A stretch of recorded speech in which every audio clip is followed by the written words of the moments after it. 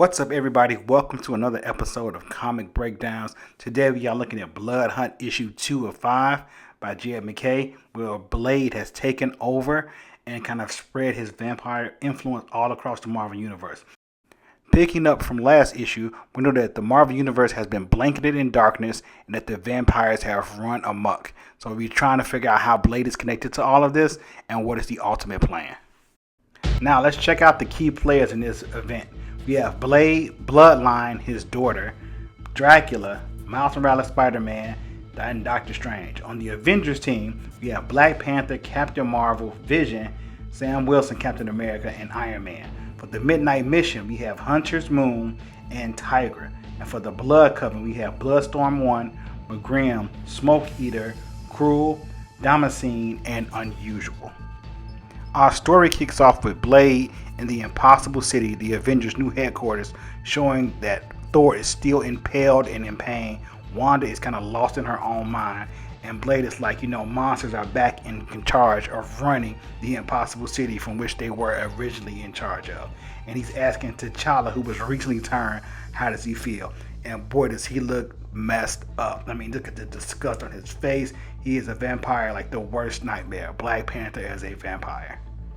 We now see the Blood Coven standing behind Black Panther as Blade looms over him, declaring his new title as Lord of the Vampires, and he's kind of tempting Black Panther to try to resist him, like, you gotta follow my will. That's what you're supposed to do. You cannot resist me, since now you're one of us. And so he's like, I've secured my new palace, I've darkened the earth, and I still want more. And he says, Panther, go fetch me my prize. And you have to check out Black Panther Blood Hunt #1 to find out what that is. He sends him to Wakanda to retrieve a certain item that I'm not going to get into right now. And he then sends the Blood Coven to go and find his daughter, Brielle. We next jump to a dark alley in New York City where a mother is trying to defend her children with a taser in hand, and one of her children has like this state-created weapon from a horde of vampires, and they look like they're doomed. And all of a sudden we see, hey, and a word bubble that says, hey, back off. And we see a vampire's head get clean slashed off. Who could have done this? None other than Bloodline herself. She comes to the rescue, and it seems like she's not done. These other two vampires want to take her on, and she's like, okay, let's do this the hard way. But just as she's about to leap into action, we see the two vampires get burned instantly in flames and just like turn to ash. Who could have done this? Well, none other than the most unlikely ally, Dracula himself. He's saying, look, let's go, Brielle. We don't have time for this. We can't waste our time on these insignificants. She's like, no, you mean these innocent people? Yeah, we're going to waste time on this. Like, we have to go. The blood hunt has started, and we have to stop this by all means. And then we get a message, saying hello to both Dracula and Bloodline. And we cut to a new scene.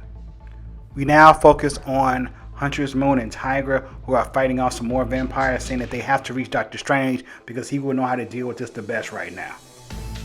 Ian drops Miles Morales to kind of give an assist to Tigra and Hunter's Moon. And once they kind of take care of the vampires, Tigra was like, wait a minute, Spider-Man?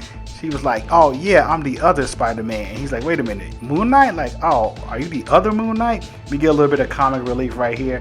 And Tigra lets them know that they're going to find Doctor Strange. He was like, ooh, great, because I have no idea where he lives. And Spider-Man's like, yeah, I know, because nobody tells me anything. As our trio approach the Sanctum Sanctorum, they kind of go and kind of like have a little banter. And then Tigra knocks on the door trying to get Strange's attention. And they are all shocked when they see Doctor Strange's astral form answer the door instead of his physical form. So as they go in, Tigra's explaining like, hey, the earth has been blackened. We got these vampires. You think you can get the defenders together to help us out a little bit? We kind of need somebody right now that is suited for this type of stuff. Strange tells Tigra that things have pretty much gone to hell inside here as well. And we see Clea, Doctor Strange's wife, holding his physical form in some kind of spell of suspended animation, because remember, he has been turned into a vampire as well, as we saw from the end of the last issue of Blood Hunt.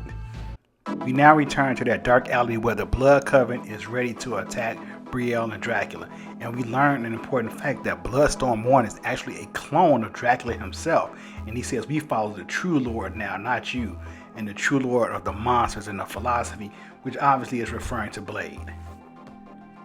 Ian dropped the Avengers with Captain Marvel with the dope line said, here's our philosophy. We have a lot to avenge. So what are they going to do? They're going to start avenging. Avengers assemble.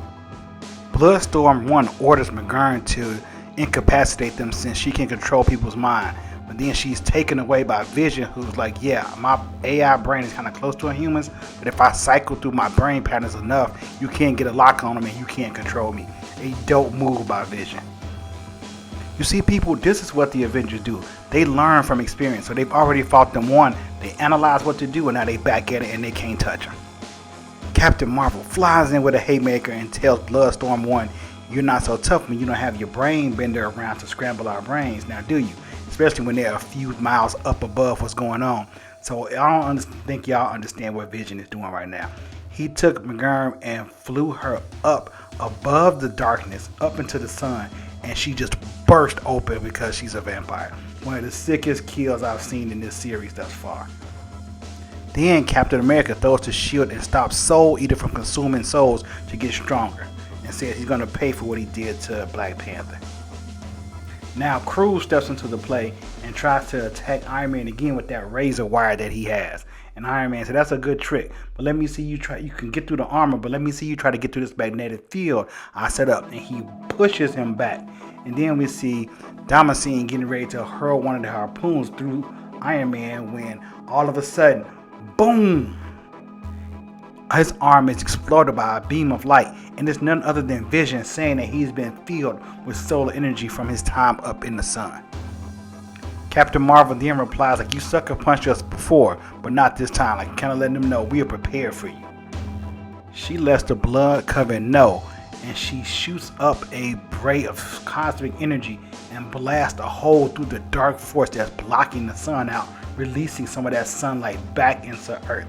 And she gives another great one-liner, like, even at half the strength, we make sure that the sun always rises. I mean, a dope line from Captain Marvel. The Avengers are bathed in light. We got Dracula, which I don't know how he's able to stand the light, but they're all ready to go against the Blood Coven, and they're all falling back because they don't know what to do at this point. So now the Blood Coven retreat, and Captain America tries to get on one last time with the shield, but they vanish in time through some kind of portal. And he's like, don't worry, we'll catch them. We'll figure out what's going on. We need to get the Impossible City back. We'll do all of that. We'll get our friends back. We're going to make sure everything is taken care of. So now we got the gang all back together. We got the Midnight Mission, the Avengers, we got Miles, Dracula, and Bloodline, Blade's daughter, all convening at the Sanctum Sanctorum and talking about how they got to get everything together and help fight. And so Bloodline starts like, oh, Miles Morales Spider-Man, at least it's somebody I know, because she did team up with him in Miles Morales issue number 10. Check that out to see how they first met and how that interaction went. But then, lo and behold, Spider-Man is kind of growling. This is something unusual happened. What's going on with Spider-Man right now?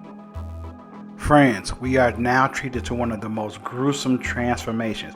We see Miles Morales himself being turned into a vampire.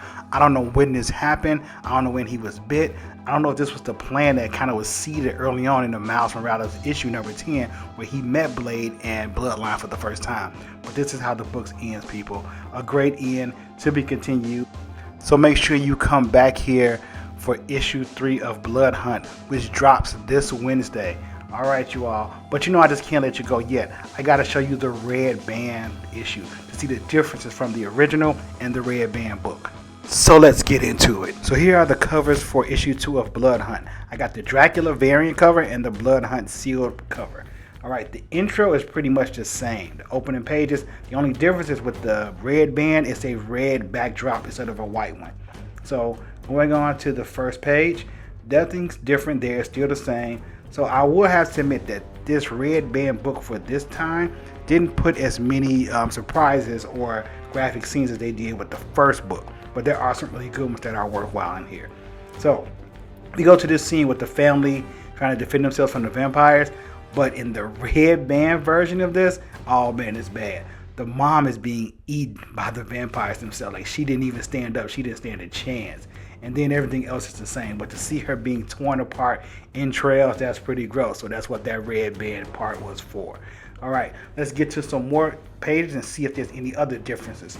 Pretty much these next few are pretty much the same. It's not too much happening different, but they did include a special page in the Red Band book that is not in the traditional book.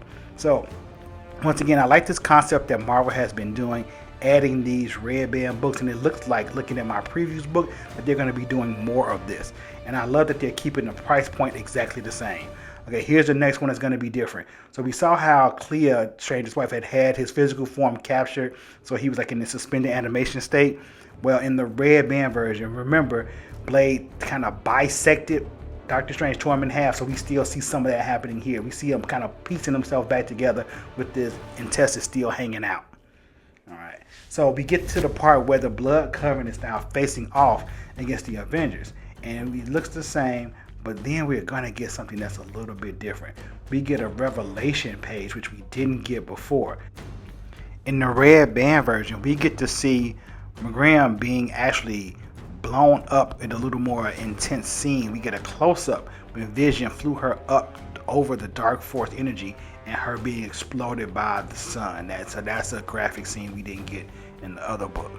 Okay, so once again, this is kind of reminded me of back in the day when Marvel did the Max limited series. So the Marvel Max series was like Deadpool, Punisher, and they all had graphic detail in them. So in this one, we get another scene. This is the big one. We get the reveal. We get a shot of Bloodstorm 1's face, which we didn't get in the original. We see that true vampire look that was not in the original book. So I like how they kept that. They gave us a little special, because I always thought that marble looking head was his head. I didn't know it was a mask. All right. From that point, everything else is still the same. I think we may get one more shot of a difference in the Red Band scene. But otherwise, everything else is pretty much similar to what you've seen before.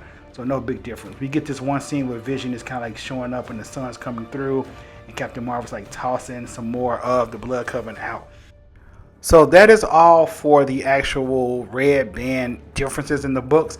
And we know we're treated to that end scene of Miles getting turned into a vampire. So if I made it make sense, don't forget to smash that like button and subscribe to the channel to know when new content drops just like this.